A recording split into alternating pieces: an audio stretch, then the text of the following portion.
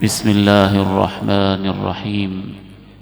قل للمؤمنين يغضوا من أبصارهم ويحفظوا فروجهم ذلك أزكى لهم إن الله خبير بما يصنعون. وقل للمؤمنات يغضضن من أبصارهن ويحفظن فروجهن ولا يبدين زينتهن. اس عظیم مرکز میں بیٹیوں اور بیٹوں کے تکمیل قرآن مجید کے عظیم موقع پر قرآن مجید کی ایک آیت مبارکہ اور اسی کی تشریح میں آپ کے سامنے رکھنا چاہتا ہوں۔ پوری انسانی تاریخ میں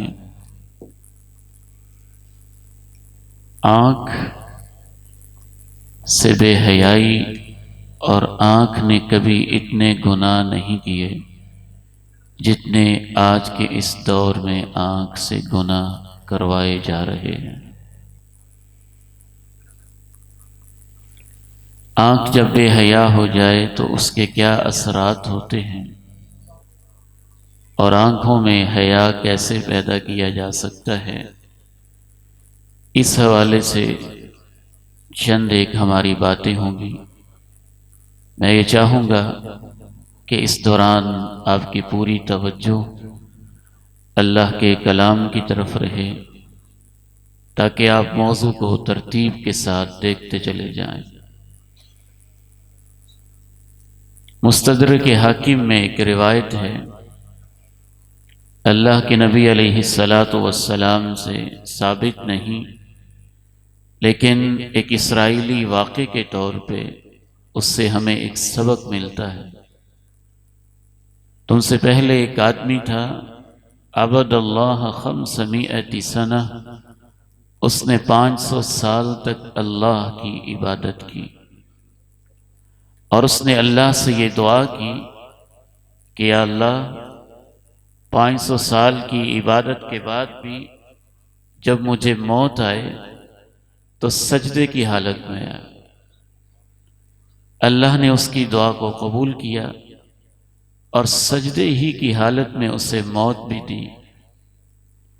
اس کا جب حساب ہونے لگا تو اللہ نے کہا ادخلوا عبدی جنتی برحمتی، میرے بندے کو میری رحمت کی بنیاد پہ جنت میں داخل کر دو۔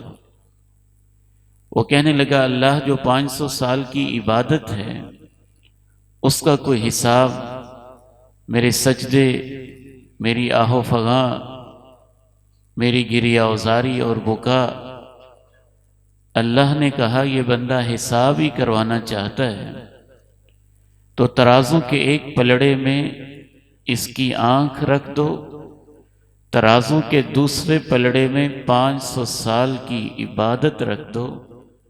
مستدرک حاکم کی یہ روایت بتاتی ہے کہ جب ایک ترازو کے پلڑے میں 500 سال کی عبادت کو رکھا گیا اور ترازو کے دوسرے پلڑے میں اس کی آنکھوں کو رکھا گیا تو آنکھوں والا پلڑا نیچے جھک گیا اور 500 سال کی عبادت اوپر اٹھ گئی۔ هل أتى على الإنسان حين من الدهر لم يكن شيئا مذكورا إنا خلقنا الإنسان من نطفة أمشاج نبتليه فجعلناه سميعا بصيرا إنا هديناه السبيل إما شاكرا وإما كفورا۔ کیا انسان پہ ایسا وقت نہیں آیا کہ یہ قابل ذکر کوئی چیز نہیں تھا، پھر ہم نے اسے ایک نطفہ امشاج سے بنایا، ہم اس کا امتحان لینا چاہتے تھے، اس لیے اسے سننے والا بنایا اور اسے دیکھنے والا بنایا، پھر ہم نے اس کو راستہ دکھا دیا، یہ اس کی مرضی ہے شکر کا راستہ اختیار کرتا ہے یا کفر کا راستہ اختیار کرتا ہے۔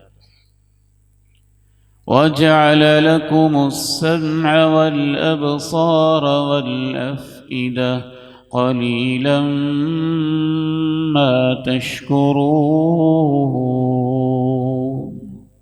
اس نے تمہیں سماعتیں اور بصارتیں دی ہیں، لیکن تمہیں شکر کی توفیق بہت کم ہوتی۔ أَلَمْ نَجْعَلْ لَهُ عَيْنَيْنِ وَلِسَانًا وَشَفَتَيْنِ وَهَدَيْنَاهُ النَّجْدَيْنِ۔ کیا یہ حقیقت نہیں ہے کہ ہم نے انسان کو دو آنکھیں دی ہیں، ایک زباں اور دو ہونٹ دیے ہیں، اور اسے خیر اور شر کے دونوں راستے بھی دکھائے۔ آج موبائل کی اس دنیا میں یوٹیوب کے چینلز پہ، فیس بک کے پیجز پہ، آج انسٹاگرام پہ، ٹک ٹاک پہ، واٹس ایپ کے گروپوں میں، ٹیلی ویژن کی سکرین پہ، انٹرنیٹ کی دنیا اور گوگل کے سرچ انجن پہ، میں بڑے دکھ کے ساتھ کہنا چاہوں گا کہ وہ مناظر جو شاید کہ ہم نے اپنی زندگی میں 25-30 سال کی عمر میں بھی نہیں دیکھے تھے، آج وہ بچے 7، 8، 10، 12 سال کی عمر میں دیکھ رہے ہیں۔ اس کا نقصان کیا ہو رہا ہے؟ سب سے پہلا نقصان یہ ہوتا ہے کہ جب آنکھ بے حیا ہو جاتی ہے اور وہ گھورنے کی عادی ہو جاتی ہے اور انسان کوئی پرواہ نہیں کرتا ہے، سامنے تھرکتا ناچتا بدن ہے تو اسے بھی دیکھ رہا ہے، بے حیا عورت ہے تو اسے بھی دیکھ رہا ہے، فحش فلم ہے تو اسے بھی دیکھ رہا ہے، کوئی گندا اور غلیظ کلپ ہے تو اسے بھی دیکھ رہا ہے، فیس بک کے اوپر کوئی غلط قسم کا منظر ہے تو اسے بھی دیکھ رہا ہے، حتیٰ کہ فحش اور برہنہ، ننگی اور بدن سے کپڑوں سے عاری اس طرح کے مناظر بھی دیکھ رہا ہے، تو انسان شاید یہ سمجھتا ہے کہ کوئی مسئلہ نہیں، شرم و حیا کے پیکر میرے اور آپ کے پیغمبر و رہبر، دونوں جہانوں کے سردار امام کائنات علیہ السلام کی تعلیمات کے مطابق، اے نوجوان بیٹے اور بیٹی، جب تو کوئی ایسا منظر دیکھتا ہے تو نامہ اعمال میں آنکھوں کا زنا لکھ دیا جاتا ہے۔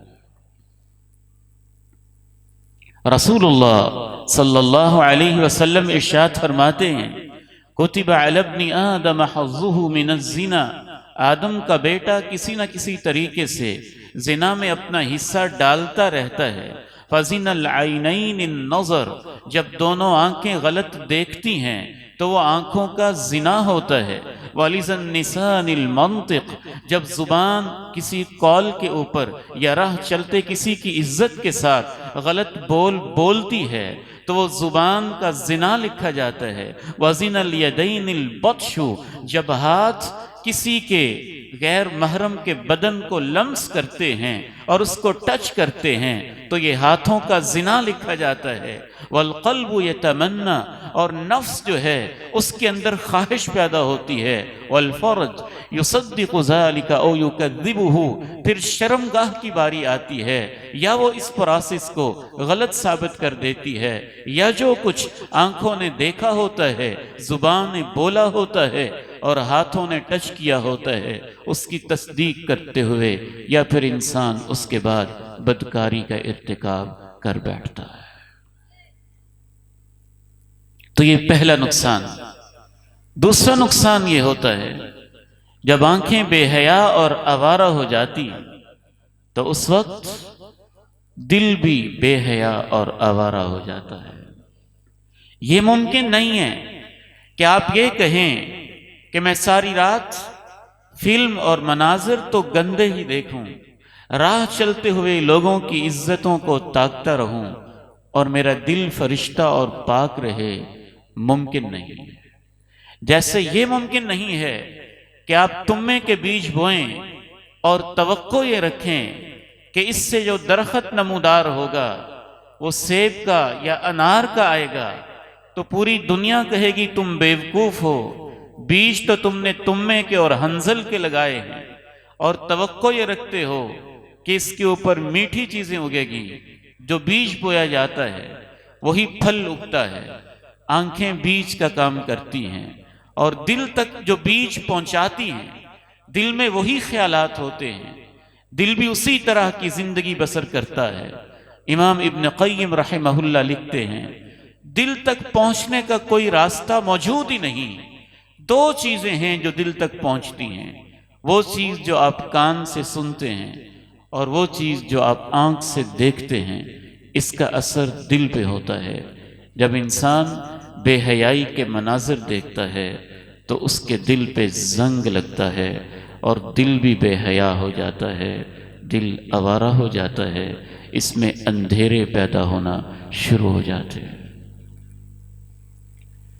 فی قلوبہم مرض فزادہم اللہ مرضا، ان کے دلوں میں بیماریاں ہیں، اللہ ان کی بیماریوں کو بڑھا رہا ہے۔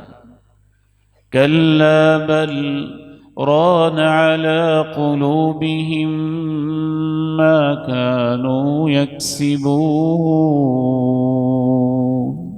ان کے دلوں پہ زنگ ہیں ان اعمال کی وجہ سے جو یہ کرتے رہے۔ فلما زاغوا ازاغ اللہ قلوبهم، جب ان کے عمل ٹیڑھے ہو گئے تو اللہ نے ان کے دلوں کو بھی ٹیڑھا کر دیا۔ پھر نتیجہ کیا ہوتا ہے؟ بندہ مومن کے دل میں ایک نور ہوتا ہے، ایک نور ہوتا ہے، ایک بصیرت ہوتی ہے، ایک روشنی ہوتی ہے، نور کا ایک چشمہ پھوٹتا ہے جو اللہ نے رکھا ہوتا ہے۔ جب آنکھ بے حیات دیکھتی رہتی ہے، بے حیائی کے مناظر اور سین آنکھوں کے سامنے ہر وقت گھومتے ہی رہتے ہیں تو دل کا وہ نور ختم ہو جاتا ہے اور دل میں اندھیرا آنے لگتا ہے۔ جب دل میں اندھیرا ہو جاتا ہے تو پھر قبر کے اندر بھی اندھیرے ہی ہوتے ہیں اور میدان محشر میں بھی اندھیرے ہی ہوتے ہیں۔ تیسرا نقصان یہ ہوتا ہے کہ جب دل میں اندھیرے آ جاتے ہیں، دل اجڑ جاتا ہے، ویران ہو جاتا ہے، پھر دل کے ذائقے خراب ہو جاتے ہیں۔ بالکل ایسے ہی جیسے جو بندہ بیمار ہو جائے تو اس کی زبان کا ذائقہ خراب ہو جاتا ہے، اس سے بخار ہے، زبان کا ذائقہ کڑوا ہے، سیب کھلائیں وہ اچھا نہیں لگتا، انار کھائیں کھلائیں تو تھو کر کے باہر نکال دیتا ہے، میٹھی چیزیں دیں تو کہتا ہے کیا کروں، ہر چیز ہی کڑوی لگ رہی ہے۔ مسئلہ سیب اور انار کا نہیں ہے، مسئلہ اس کی بیماری کا ہے اور ذائقے کی خرابی کا ہے۔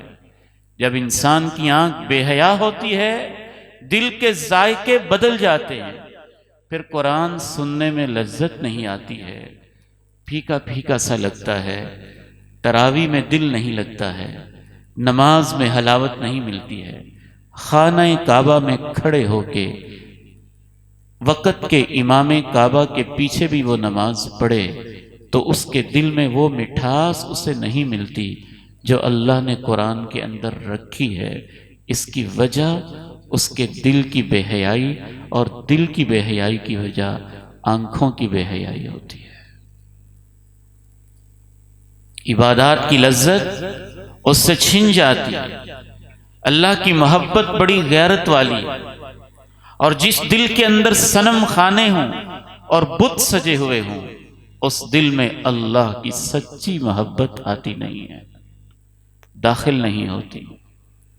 ثم قست قلوبكم من بعد ذلك فهي كالحجارة أو أشد قسوة وإن من الحجارة لما يتفجر منه الأنهار وإن منها لما يشقق فيخرج منه الماء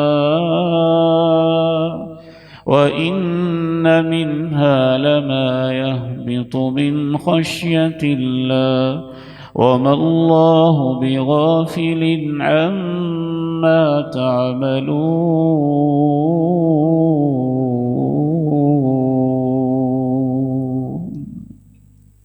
تمہارے دل پتھر جیسے بلکہ اس سے بھی سخت ہو گئے۔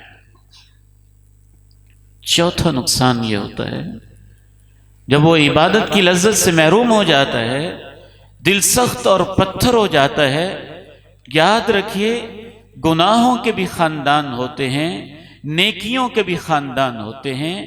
ایک گناہ دوسرے گناہ کو کھینچتا ہے، نیکی دوسری نیکی کو دعوت دیتی ہے۔ حضرت شیخ حاجی خالد صاحب نے آپ کو دعوت دی دین کا پروگرام سننے کے لیے۔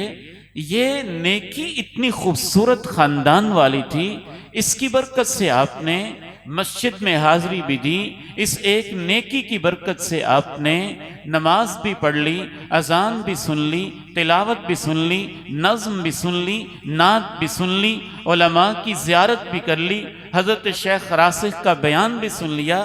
میرے بعد حضرت مولانا ہارون یاسر بگری حفظہ اللہ، ان کا بیان بھی آپ سنیں گے، علماء کی ملاقات بھی ہوگی، حفاظ کی حوصلہ افزائی بھی ہوگی، ہماری روحانی بیٹیوں کی حوصلہ افزائی بھی ہو گئی۔ ایک نیکی نے اتنی نیکیوں کو کھینچ لیا۔ آنکھ کی بے حیائی کا تعلق اس خاندان کے ساتھ ہے۔ جب آنکھ بے حیا ہو جاتی ہے، دل آوارہ ہو جاتا ہے۔ جب دل آوارہ اور بے حیا ہو جاتا ہے، اس کے اندر سختی آنا شروع ہو جاتی ہے۔ آپ حیران ہوں گے، پھر گناہوں کے وہ خاندان انسان کے حصے میں آتے ہیں۔ آنکھوں کی بے حیائی کی وجہ سے دوستیاں بھی ان لوگوں سے، میوزک بھی وہی سنتا ہے، گانے بھی وہی سنتا ہے، فرینڈ لسٹ میں وہ آتے ہیں، گروپ بھی ویسے بنتے ہیں، چلن بھی ویسے ہوتا ہے، بول بھی ویسے ہوتے ہیں، عادتیں بھی ویسے ہوتی ہیں، کانٹیکٹ بھی وہی بنتے ہیں، رابطے بھی انہی سے ہوتے ہیں۔ دن رات اسی کے اندر لگا رہتا ہے۔ کیا کیا منظر میں آپ کے سامنے پیش کروں۔ جناب یحییٰ علیہ السلام کا دور ہے، وقت کے ایک بے حیا شخص نے ایک عورت کے اوپر وہ بادشاہ فریفتہ ہوا ہے۔ جناب یحییٰ حیا کی تعلیم دیتے ہیں، وہ عورت پیغام بھیجتی ہے، یہ ہماری محبت کے اندر رکاوٹ بنا ہوا ہے۔ وقت کا پیغمبر بائبل میں آج بھی لکھا ہوا ہے، اس فحش گندی اور بے حیا عورت کے کہنے پہ وقت کے بادشاہ نے جناب یحییٰ کا سر قلم کاٹ کے تھال میں رکھ کے عورت کو تحفے کے طور پہ بھیج دیا۔ دل پتھر ہو جاتے ہیں۔ شرم آتی ہے بات کہتے ہوئے، ہم نے اپنی پوری زندگی میں کبھی اس طرح کے واقعات نہیں سنے تھے جس طرح کے ہم واقعات گزشتہ ایک دہائی سے، گزشتہ 10-12 سالوں سے سن رہے ہیں۔ 5 بچوں کی مائیں، وہ بھی بے حیائی پہ لگی ہوئی، اور 6 بچوں کے باپ، وہ بھی اپنے زندہ بچوں کو اپنی زندگی میں یتیموں کی طرح چھوڑ کے اپنی پاکیزہ اور حلال اور طیب بیوی کو طلاقیں دے کے بے حیائی پہ لگے ہوئے، گھر اجڑ گئے ان آنکھوں کی بے حیائی کی وجہ سے۔ ایک نہیں متعدد ایسے کیسز موجود ہیں۔ کیوں طلاق ہوئی؟ یہ تو ساری رات موبائل پہ لگی رہتی تھی، تم نے کیوں ایسے کر دیا، خلا لے لیا؟ یہ تو ساری رات موبائل کی دنیا میں ہی مست رہتا تھا، اسے توجہ ہی نہیں ہوتی تھی۔ گھر کی ذمہ داریاں کیا ہیں، گھر کے معاملات کیا ہیں؟ آنکھ کی بے حیائی کا خاندان اس قدر سنگین اور خطرناک ہے، آپ حیران ہوں گے۔ جناب علی رضی اللہ تعالی عنہ کو مسلح پہ شہید کرنے والا، نماز کے وقت شہید کرنے والا ایک ایسا خارجی بے حیا شخص تھا جس کو وقت کی ایک عورت نے یہ کہا تھا کہ میں تیرے ساتھ نکاح تو کر لوں گی، شرط یہ ہے کہ جناب علی کو شہید کر دو۔ اس نے اس ناجائز معاشرے کی خاطر علی جیسی عظیم ہستی کو، پیغمبر کے دماغ کو، اور عظیم اسلام کے جرنیل اور خلیفہ ثالث کو اس غلط مذموم عزائم کی وجہ سے جناب علی رضی اللہ تعالی عنہ کو شہید کرنے سے بھی باز نہ آیا۔ کلا بل ران على قلوبهم ما كانوا يكسبون كلا إنهم عن ربهم يومئذ لمحجوبون ثم إنهم لصالو الجحيم.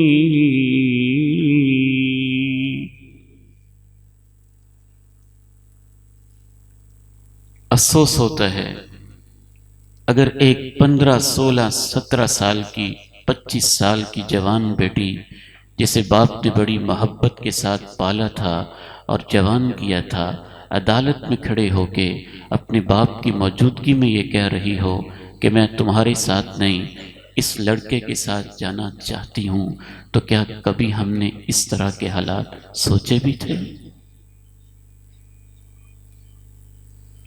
قل للمؤمنین یغضوا من ابصارهم ویحفظوا فروجهم ذلك ازکی لهم ان اللہ خبیر بما یصنعون. آگے بڑھیے. 5واں نقصان یہ ہوتا ہے جب آنکھ بے حیا ہو جاتی ہے، کان غلط سننے کے عادی ہو جاتے ہیں، دل میں خواہشیں انگڑائیاں لیتی ہیں، قدم غلط راہوں پہ چلنے لگتے ہیں، زبان غلط بولنے لگتی ہے، خیالات غلط سوچنے لگتے ہیں، دماغ انہی راہوں پہ چلنے لگتا ہے، پھر انسان کے لیے بدکاری اور بے حیائی سے بچنا مشکل ہو جاتا ہے. ایک نہ ایک دن بدکاری کا ارتکاب کر بیٹھتا ہے. باقی برائیوں سے اللہ نے روکا تو اللہ نے کہا یہ برائی نہ کرو، لیکن جب اللہ نے بدکاری اور بے حیائی سے روکا تو اللہ نے یہ نہیں کہا کہ یہ نہ کرو. علماء بیٹھے ہیں، ان سے پوچھیں. اللہ نے کہا لا تقربوا الزنا، اس کے قریب نہ جاؤ.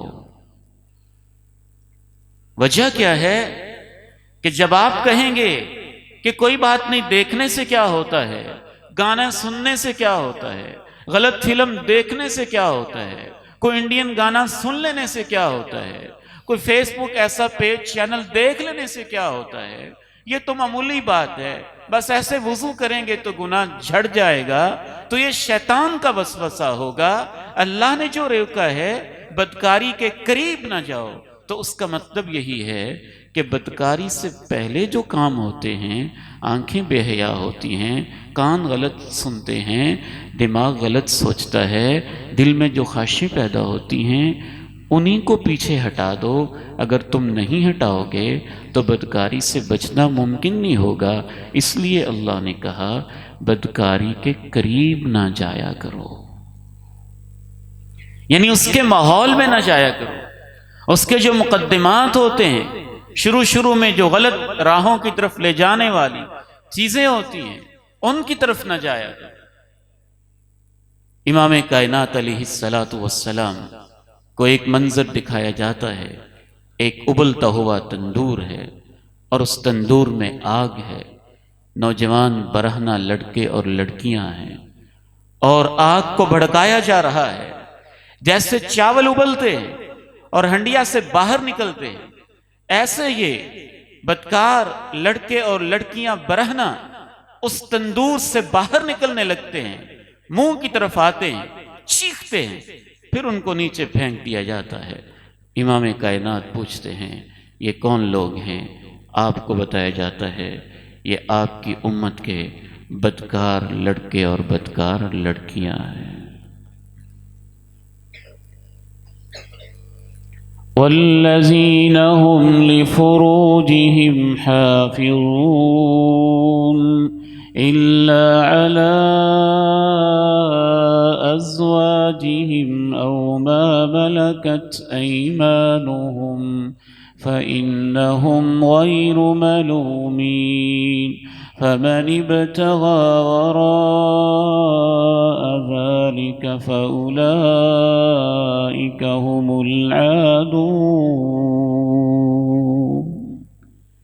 اہل ایمان کی اللہ نے علامت بیان کی، وہ اپنی شرمگاہوں پردے والی جگہوں کی حفاظت کرتے ہیں، ان کا پردہ بیویوں کے علاوہ کبھی کھلتا نہیں ہے۔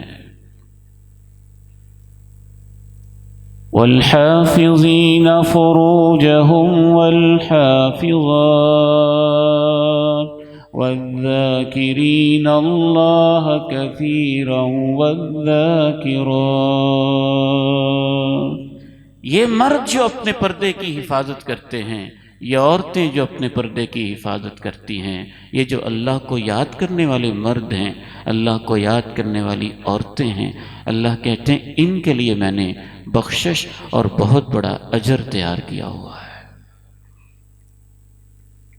والذین لا يدعون مع اللہ الہا آخر ولا يقتلون النفس التي حرم الله إلا بالحق ولا يزنون ومن يفعل ذلك يلقى أثاما يضاعف له العذاب يوم القيامة وَيَخْلُدْ فِيهِ مُهَانًا۔ میرے بندے وہ ہوتے ہیں جو میرے ساتھ شرک نہیں کرتے، قتل نہیں کرتے، زنا نہیں کرتے۔ جو ان میں سے کوئی کام کرے گا وہ اپنے گناہ کی سزا پائے گا، یعنی جہنم میں ذلیل و خوار ہو کے ہمیشہ پڑا رہے گا۔ یہ اللہ کا کلام ہے، یہ اللہ کی باتیں ہیں۔ آگے بڑھیے، ترتیب سے نقصانات گنتے جائیے۔ آنکھ بے حیا ہو جائے تو پہلا نقصان اسے نامہ اعمال میں آنکھوں کا زنا لکھا جاتا ہے۔ دوسرا نقصان، آنکھ بے حیا ہو جائے تو دل بھی بے حیا ہو جاتا ہے، اس سے نور اٹھنا شروع ہو جاتا ہے، اندھیرے چھانا شروع ہو جاتے ہیں۔ اور تیسرا نقصان، جب دل میں اندھیرے آتے ہیں تو انسان عبادت کی لذت سے محروم ہو جاتا ہے۔ اور چوتھا نقصان میں نے عرض کیا، آنکھ کی بے حیائی کا تعلق اس خاندان کے ساتھ ہے، وہ اور گناہوں کو کھینچ لیتی ہے۔ اس کی وجہ سے انسان قتل بھی کرتا ہے، گھر سے بھاگتا بھی ہے، طلاقیں بھی ہوتی ہیں، جرائم کا ارتکاب بھی کرتا ہے۔ پانچواں نقصان میں نے آپ کے سامنے عرض کیا، جب آنکھ بے حیا ہو جائے گی تو بڑی بدکاری سے اور زنا جیسے کام سے بچنا انسان کے لیے مشکل ہو جائے گا۔ آخری دو باتیں کر کے ہم بات کو سمیٹیں گے۔ چھٹا نقصان یہ ہوتا ہے، بعض دفعہ آنکھ بے حیا ہوتی ہے اور آنکھ کی بے حیائی کی وجہ سے انسان سے ایمان چھن جاتا ہے اور اس کا خاتمہ برا ہوتا ہے اور بے ایمانی کی موت مر جاتا ہے۔ اللہ میری اور آپ کی حفاظت فرمائے۔ امام ابن الجوزی رحمہ اللہ نے ایک واقعہ لکھا، امام ابن القیم رحمہ اللہ نے ایک اور واقعہ لکھا۔ فرماتے ہیں امام ابن الجوزی اپنی کتاب تلبیس ابلیس میں، نوجوانوں کو اس کا مطالعہ کرنا چاہیے۔ اس کا ترجمہ شیطانی ہتھ کنڈے کے نام سے اردو زبان کے اندر بھی ہو چکا ہے۔ امام ابن الجوزی لکھتے ہیں، 3 نوجوان ہیں، جہاد پہ جانا چاہتے ہیں، غیور ہیں، مجاہد ہیں۔ ایک ان کی نوجوان بہن ہے، فکر مند ہوتے ہیں۔ ہم روانہ ہو گئے تو بہن کیا کیا بنے گا، آپس میں مشورہ کرتے ہیں۔ وہ ایک صالح شخص ہے، کٹیا میں رہتا ہے، جنگل میں رہتا ہے، اللہ اللہ کرتا رہتا ہے۔ اس کی ذمہ داری لگاتے ہیں، ہماری بہن کی حفاظت وہ کرے گا۔ اس کے پاس جاتے ہیں، وہ انکار کرتا ہے، میں یہ کام نہیں کر سکتا۔ وہ اصرار کرتے نہیں، ہم نے ایک مقصد کے لیے جانا چاہتے ہیں، آپ یہ ذمہ داری لے لیں۔ ایک شرط پہ لیتا ہے، اس کی کٹیا علیحدہ بنا دو، میری کٹیا علیحدہ ہو، کھانا اس کا گھر سے آئے گا، میں تھوڑا بہت خیال رکھ لیا کروں۔ جہاد پہ روانہ ہو جاتے ہیں۔ شیطان اس آدمی کے خیال میں آتا ہے، اکیلی اور تنہا رہتی ہے، نہ اس کی بیٹی ہے، نہ اس کی کوئی ماں ہے، نہ باپ ہے، نہ بھائی ہے، نہ بہن ہے۔ کبھی اس کی خیریت تو پوچھ لو، تم اتنے سخت دل ہو، حال احوال بھی نہیں پوچھتے۔ وہ حال پوچھنا شروع کر دیتا ہے۔ شیطان پھر خیالات میں آتا ہے، وسوسہ ڈالتا ہے، کبھی پاس بیٹھ جایا کرو، پاس بیٹھنا شروع کر دیتا ہے۔ شیطان پھر پاس آتا ہے، حتیٰ کہ رومانٹک قسم کی باتیں ہونے لگتی ہیں۔ شیطان پھر پاس آتا ہے، غلط کام کروا دیتا ہے۔ شیطان پھر پاس آتا ہے، بچے کی پیدائش ہو جاتی ہے۔ شیطان پھر پاس آتا ہے، تم رسوا ہو جاؤ گے کہ بغیر شادی کے بچہ کہاں سے آیا، اس بچے کو قتل کر دو۔ وہ بچے کو قتل کر دیتا ہے۔ شیطان پھر پاس آتا ہے، بچے کو تو تم نے مار دیا، تو اس کی ماں تو ماں ہے، وہ کیسے صبر کرے گی، راز کو فاش کر دے گی۔ رسوائی سے بچنا چاہتے ہو، اس کی ماں کو بھی مار دو۔ وہ اس کی ماں کو بھی مار دیتا ہے۔ پھر اپنی اپنی مصروفیت میں لگ جاتا ہے۔ مجاہدین واپس آتے ہیں، اس سے پوچھتے ہیں ہماری بہن کا کیا بنا؟ کہتا ہے فوت ہو گئی تھی، میں نے یہاں اس کو دفنا دیا ہے۔ ایک قبر ان کو دکھا دیتا ہے، وہ مطمئن ہو کے گھروں کی طرف چلے جاتے ہیں۔ شیطان ان میں سے جو چھوٹا بھائی تھا اس کے خواب میں آتا ہے، کہتا جانتے ہو اس نے تمہاری بہن کے ساتھ کیا کیا تھا؟ بدکاری کی تھی، بچے کی پیدائش ہوئی تھی، اس نے بچے کو قتل کیا تھا، تمہاری بہن کو قتل کیا تھا۔ یہ جھوٹ بکتا ہے، وہ تبھی موت نہیں مری تھی۔ اس نے کہا شیطانی خیال ہے، جھٹک دیتا ہے خیال کو۔ پھر اگلے دن درمیان والے بھائی کے خواب میں آتا ہے، وہ بھی جھٹک دیتا ہے۔ پھر تیسرے دن بڑے بھائی کے خواب میں آتا ہے، وہ بھی خیال کو یوں جھٹک دیتا ہے، لیکن بار بار ان کے خوابوں میں آتا رہتا ہے۔ چھوٹا بھائی مجبور ہو کے بڑے بھائی سے کہتا ہے 3 راتوں سے ایک خواب دیکھ رہا ہوں، بھائی پریشانی والی بات ہے، بیان کروں؟ بھائی کہتا ہے بیان کرو۔ وہ خواب بتاتا ہے، بھائی پریشان ہو جاتا ہے، یہ خواب تو میں بھی دیکھ رہا ہوں۔ درمیان والا کہتا ہے میں بھی دیکھ رہا ہوں، چلو پھر چلتے ہیں۔ وہاں چلے جاتے ہیں، جو شیطان نے نشاندہی خواب میں کی تھی، قبر کشائی کرتے ہیں، بچے کی قبر بھی ملتی ہے اور ان کی بہن کی قبر بھی ملتی ہے۔ وہ اسے پکڑ لیتے ہیں جس کے پاس انہوں نے چھوڑا تھا، وہ کٹیا میں رہ کے جو اللہ اللہ کرنے والا تھا۔ مقدمہ دائر ہوتا ہے، 2 انسانی جانوں کا قاتل ہے، فیصلہ ہوتا ہے اس کو بھی قصاص میں سولی کے پھندے پہ لٹکا دیا جائے۔ جب سولی کے پھندے پہ لٹکانے لگتے ہیں تو شیطان اس کے پاس آ کے کہتا ہے میں نے تجھے پھنسایا تھا، میں تجھے بچا بھی سکتا ہوں۔ وہ کہتا ہے کیسے بچاؤ گے؟ کہا ایک دفعہ مجھ سے مدد مانگ کے دیکھو، میں تمہیں بچا لوں گا۔ ادھر سے وہ شرکیہ انداز میں شیطان سے مدد مانگتا ہے، ادھر سولی کا پھندا اس کے گلے میں آتا ہے اور مرتد ہو کے بے ایمانی کی موت مر جاتا ہے۔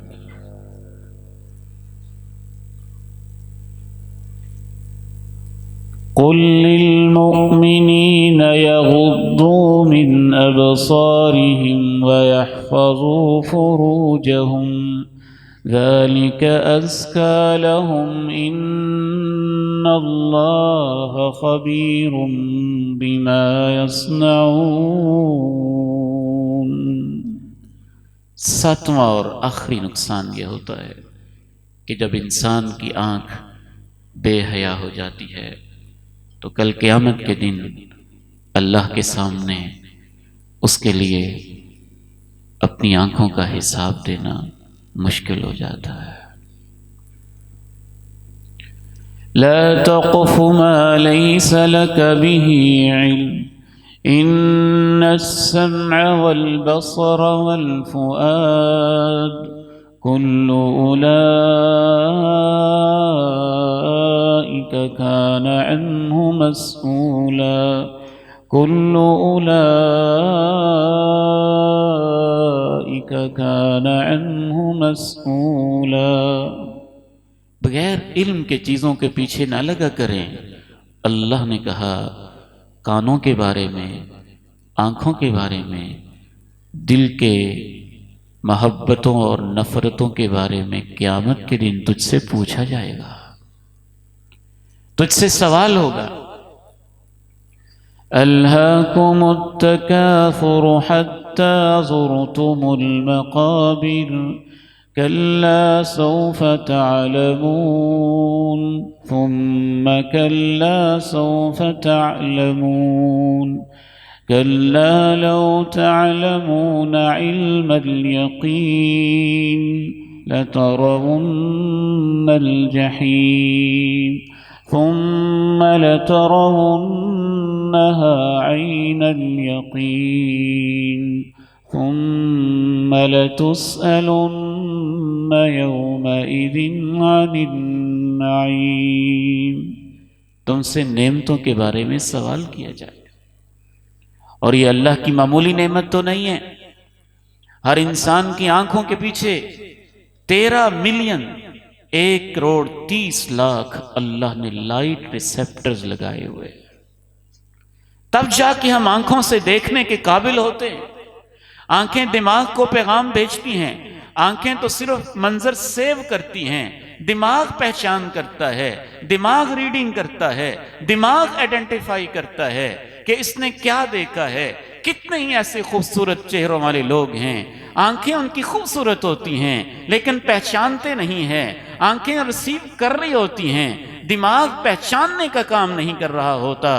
آنکھوں کے پردوں سے لے کے دماغ تک اللہ نے 14 لاکھ باریک باریک تاریں لگائی ہوتی ہیں۔ پھر آنکھوں کی پلکیں ہیں، آنکھوں کی بھویں ہیں، آنکھوں کی ڈیزائننگ ہے، آنکھوں میں سیاہی ہے، آنکھوں میں سفیدی ہے، آنکھوں میں پانی ہے، آنکھوں میں نور ہے، آنکھوں کا جھپکنا ہے، آنکھوں کا کھلنا ہے، آنکھوں کا بند ہونا ہے، آنکھوں کے اشوے ہیں، آنکھوں کے غمزے ہیں، آنکھوں کا رونا ہے، آنکھوں کا محبت بھرے انداز میں خیر والی چیز کو دیکھنا ہے، ماں کے چہرے کو دیکھنا یہ کتنی بڑی نعمت ہے۔ باپ کے چہرے کا دیدار کرنا اللہ کا کتنا بڑا احسان ہے۔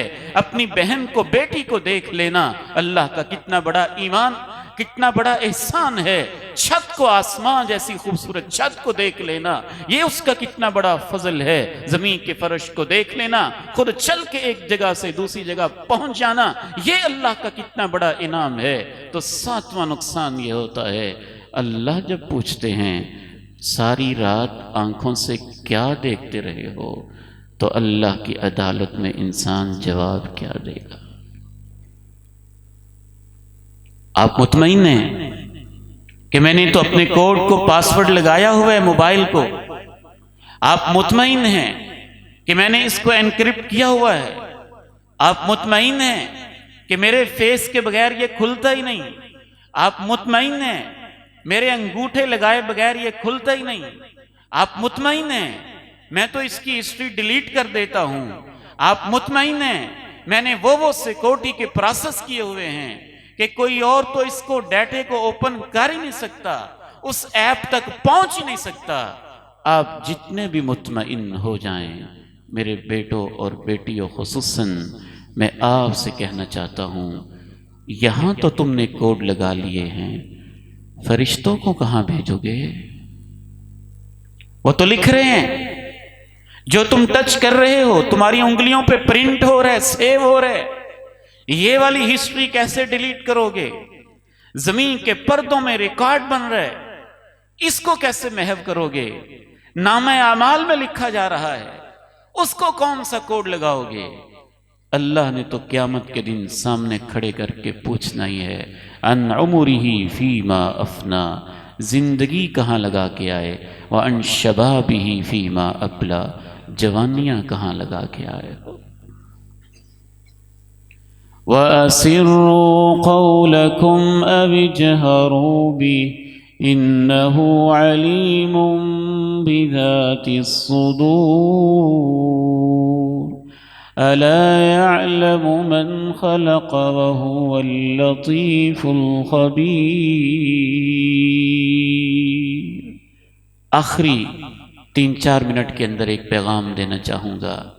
یہ 7 بڑے بڑے نقصان ہیں آنکھوں کی بے حیائی کے۔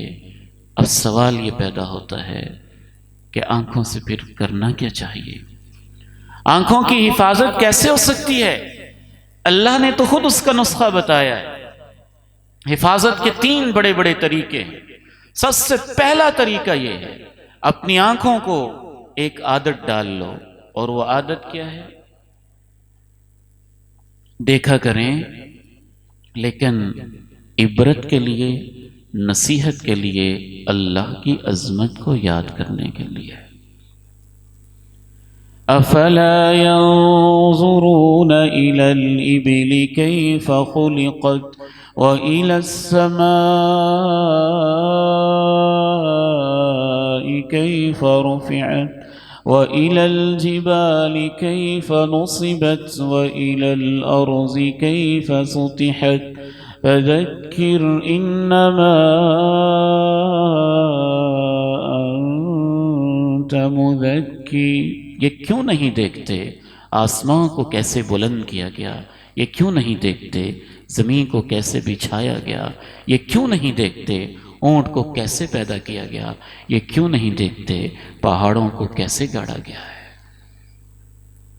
دیکھیں آپ آنکھوں سے، دیکھیں ماں کے چہرے کو، دیکھیں ماں کے چہرے کی جھریوں کو، دیکھیں اس کی سلوٹوں کو، دیکھیں اس کے سفید بالوں کو، دیکھیں اس کی جھکی ہوئی کمر کو، دیکھیں اپنی آنکھوں سے باپ کو، دیکھیں اس کے چہرے پہ لکھی ہوئی 60-70 سال کی وہ تاریخ دیکھیں جو اس نے آپ کی خدمت میں اور دین کی راہوں میں لگا دی۔ دیکھیں اپنی آنکھوں سے قرآن کے اوراق کو، دیکھیں اپنی آنکھوں سے قبرستان کے ویرانوں کو اور شہر خاموشاں کو، دیکھیں اپنی آنکھوں سے اجڑے ہوئے ان گھروں کو، دیکھیں جہاں سے 2-2 3-3 لاشیں اٹھ گئیں، دیکھیں اپنی آنکھوں سے اپنے ہی جوان سال اٹھتے ہوئے جنازوں کو، دیکھیں اپنی آنکھوں سے اپنے ہی بھانجے، اپنے ہی بھتیجے، اپنے ہی بیٹے، اپنی ہی بہنوں کی میتوں کو دیکھیں، تاکہ تمہاری آنکھوں کو عادت ہو جائے کہ دیکھنا ہے تو عبرت کے لیے، نصیحت کے لیے، اپنی موت کو یاد کرنے کے لیے، اللہ کی عظمت کو یاد کرنے کے لیے دیکھنا۔ دیکھیں آپ ان علماء کے بیانات، دیکھیں ان کے بیانات سننے کی اپنے آپ کو عادت ڈیولپ کریں، تلاوت سنیں، خوبصورت مناظر دیکھیں۔ دوسرا اس کا علاج یہ ہے، اگر ہم اپنی آنکھوں کی حفاظت کرنا چاہتے ہیں اور اس کو بے حیائی سے بچانا چاہتے ہیں کہ بے حیائی کے مناظر سامنے آئیں بھی تو ان کو سکپ کر دیں، ان کو سائڈ پہ کر دیں۔ امام ابن قیم رحمہ اللہ فرماتے ہیں جب انسان کسی عورت کو دیکھتا ہے، اللہ نے اس کی فطرت رکھی ہے، اس کو ایک لذت محسوس ہوتی ہے، اس سے انکار نہیں ہے، لیکن وہ جو لذت محسوس ہوتی ہے اس کے بعد حسرت اور افسوس کے علاوہ کچھ نہیں ملتا ہے۔ ظاہر ہے وہ کسی کی عزت ہے، آپ وہاں پہنچ سکتے ہیں، نہیں پہنچ سکتے، یہ آپ کے اختیار میں نہیں ہے۔ حسرت کے علاوہ، افسوس کے علاوہ، بے چینی کے علاوہ، بے تابی کے علاوہ، دل کے اندر ایک عجیب قسم کی غلط خواہش کے علاوہ کچھ نہیں ملتا۔ ایک سیکنڈ کی لذت اور اس کے بعد حسرت، افسوس، بے چینی، بے تابی اور اس طرح کی کیفیت ہوتی ہے۔ یاد رکھیے اگر آپ اللہ سے ڈرتے ہوئے دیکھنا بند کر کے اپنی نگاہوں کو محفوظ کر لیں گے تو اس سے بھی آپ کو لذت ملے گی، لیکن یہ وہ لذت ہوگی جس کے نتیجے میں اللہ آپ پہ راضی ہو جائے گا۔ قل للمؤمنین یغضوا من ابصارهم ويحفظوا فروجهم ذلك أزكى لهم إن الله خبير بما يصنعون إن الله خبير بما يصنعون۔ تیسرا اور آخری علاج یہ ہے کہ آپ آج کے اس عظیم الشان پروگرام میں حضرت شیخ راسخ حفظہ اللہ نے آپ سے کچھ وعدے لیے، 2 وعدے آپ میرے ساتھ کر لیں، مولانا ہارون یاسر صاحب حفظہ اللہ کی موجودگی میں اور دائیں بائیں بیٹھے علماء کی موجودگی میں کر لیں گے آپ انشاءاللہ۔ خیر کے وعدے ہوں گے انشاءاللہ۔ پہلا وعدہ ہے 5 وقت کی نماز کی پابندی انشاءاللہ۔ سارے ہاتھ کھڑا کر کے وعدہ کریں، اللہ آپ کو دنیا اور آخرت میں برکتیں عطا فرمائے۔ اور دوسرا وعدہ یہ ہے اپنے موبائل کو پاک صاف کر لیں۔ جیسے گھروں کی صفائی کرتے ہیں، کپڑوں کی صفائی کرتے ہیں اور گند کو دھو دیتے ہیں، آپ کے موبائل میں جو غلط رابطے ہیں، جو غلط کلپ ہیں، جو آپ نے پیجز غلط لائک کیے ہوئے ہیں، سبسکرائب کیے ہوئے ہیں، جن غلط راہوں کے اوپر آپ کو موبائل لے کے جا رہا ہے، میں یہ نہیں کہتے کہ ان موبائل کو بند کریں، میں یہ کہتا ہوں کہ غلط چیزوں کو موبائل کے اندر سے آج ہی سے یہاں بیٹھے بیٹھے وعدہ کریں کہ ہم نے موبائل کی تطہیر کرنی، غلط چیزوں کو ڈیلیٹ کر دینا ہے انشاءاللہ۔ وعدہ کریں آپ، اللہ کے ساتھ وعدہ ہے، اپنی ہاتھ کھڑے ہوئے۔ شیطان کہہ رہا ہے نہ کریں تو اللہ کہہ رہا ہے کہ کر لیں آپ انشاءاللہ۔ اللہ تعالیٰ آپ کے یہ وعدے قبول فرما لے۔ میں انشاءاللہ گزارش کروں گا، تفصیلی دعا مولانا ہارون یاسر بگری حفظہ اللہ کریں گے پروگرام کے اختتام پہ، لیکن خصوصاً جی انشاءاللہ کر دیں، جی حاضر انشاءاللہ۔ ہمارے بہت ہی پیارے عالم دین مولانا ہارون یاسر بگری حفظہ اللہ فرما رہے ہیں کہ ایک رکوع سنا دیں، میں انشاءاللہ وہ سناتا ہوں، اس سے پہلے ایک دعا کر دیجئے۔ اللہ رب العزت بہت ہی پیارے ہمارے بھائی ہیں، حاجی نصر اللہ صاحب، محترم بھائی نصر اللہ صاحب، بڑی محبت کرنے والے ساتھی ہیں یہ۔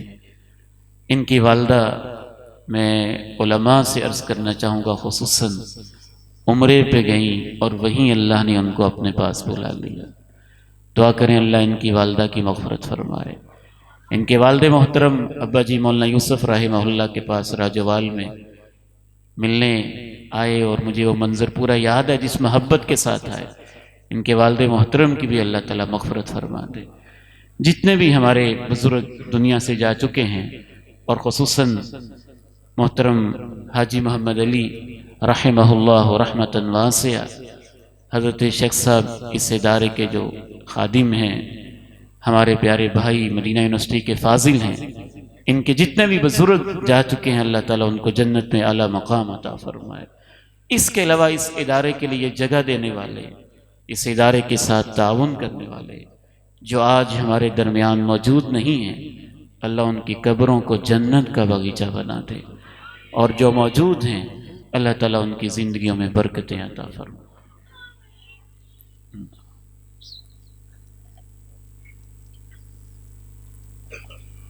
أعوذ بالله من الشيطان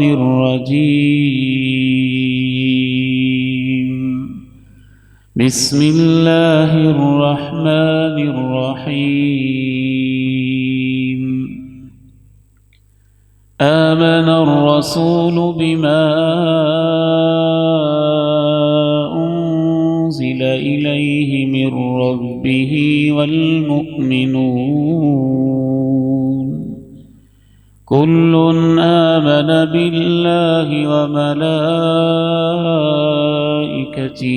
وكتبه ورسله لا نفرق بين أحد من رسله وقالوا سمعنا وأطعنا غفرانك ربنا وإليك المصير لا يكلف الله نفسا إلا وسعها لا يكلف الله نفسا إلا وسعها لها ما كسبت وعليها ما اكتسبت ربنا لا تؤاخذنا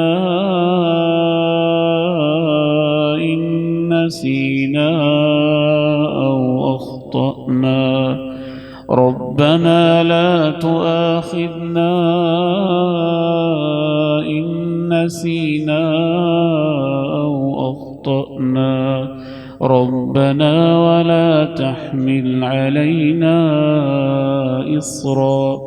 إصرا كما حملته على الذين من قبلنا ربنا ولا تحملنا ما لا طاقة لنا به واعف عنا واغفر لنا وارحمنا واعف عنا واغفر لنا وارحمنا